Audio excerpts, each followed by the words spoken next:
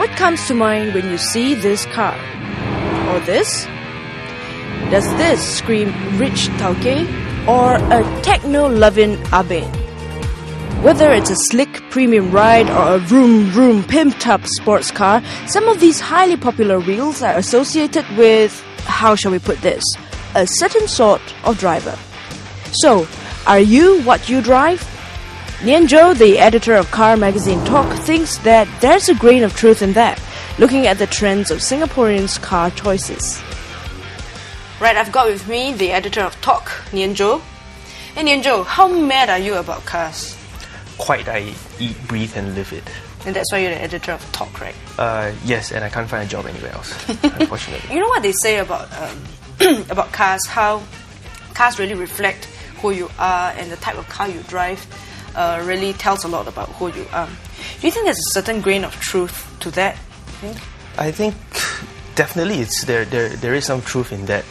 And for a long time you notice that the roads are always populated with cars of a certain colour. I think it reflects that we want to be safe. So if everybody has a 4-door sedan in silver, in champagne, I'll do the same. So it makes our roads boring, but it also, on the other hand, by just conforming, it reflects that you are a conforming kind of person. So you recognise that Singaporeans tend to be, rather conforming in their choice of cars and all that? I think for a while that was pretty much the case. But of recent years, right? I think colours is an easy thing for us to spot. You see that suddenly black cars are becoming quite popular, and then you even see red cars. Of late there are really some really wacky looking things out there. I think we are changing, much as in other facets of our lives. No, I don't think so. Not really, no. I think some people choose not to drive like a fantastic car because other things in life are more important. You cannot generalize people.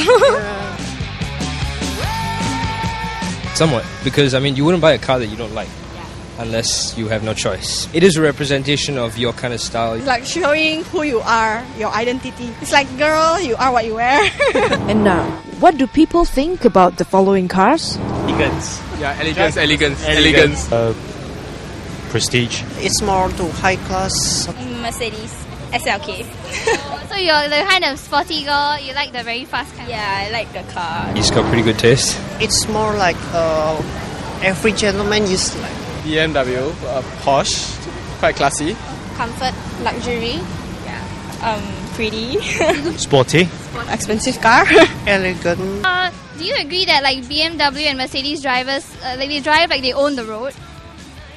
No. Drive son. It's my dad's car, but I don't feel like I own the road. I don't even feel like I own the car. Some people. BMW drivers. Because they're getting younger. Some of them, the spoiled child. That is sporty. Racing car. It's for young people, generally for young people. Sporty. Crazy. Okay. It's a good car. It's quite a cool car. Pragmatic, light speed, but maybe can't afford something much more expensive. Oh, you have to be an Beng to drive it? Small and convenient to drive. Family. Family car. Common car. Yes, everyone use that. Oh, very pragmatic, just like my dad. Loves MPVs. And the most popular set of wheels on Singapore's roads? I think the most popular for nobody knows how many years has been the Toyota Corolla. Oh yeah, of course. Yeah, that has been one of the best-selling cars. I'm quite sure if we throw a rock out, we'll hit one. Okay, so what's the appeal of that car for Singaporeans? I think there are many attractions about it. One is that the belief that because there's so many on the road, it can't be a bad choice. It's like when you queue for your favourite hawker stall. Oh yeah, the one. If everybody's queuing, it must be good, right? It does everything you want it to. So consumer taste is evolving, but do the old stereotypes still take pole position? It's not surprising that your choice of car reflects, to a certain extent, your personality and image, because it's a big-ticket item for Singaporeans. When you consider how much of your finances go in towards a car, this is the next thing after the house.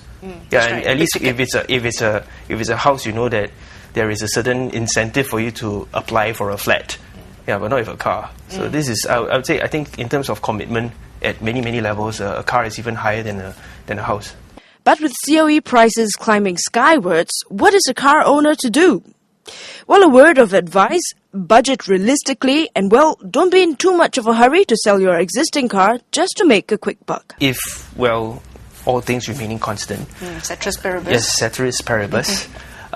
If you do not have a car now and you want to buy a car, it does cost you more than just a month, 2 months ago. It costs you more. But on the other hand, I think it's there is this. I rather see it as a time when, if you were to look at it rationally, on how much you actually have. Because as much as, like, in course of our work, we always say, go for the fast cars, go for the exciting ones, go for the sports cars. But the rational part of it is that you got to work out the finances. It's time for us to rethink that again. Is a car ownership really an entitlement? And if it isn't, then can you really afford it? Realistically afford it? Because we're not going out there. I'm doing my job, and after that, all I do in my life is to buy a car. I do not eat. I do not have a family. That is not realistic. There's a lot of market talk that you sell your car now, buy a smaller car, you may be able to make some money, but that isn't really true. You sell your car now, you buy a new car, you still buying high, right? Yes. So there's some belief that if you were to sell a big car for a small car, you get a new car for not that much more money. But at the end of the day, you're still out of pocket, you see. Next, we talk to a man who tells us his Mercedes E-Class helped him seal a deal with an important client.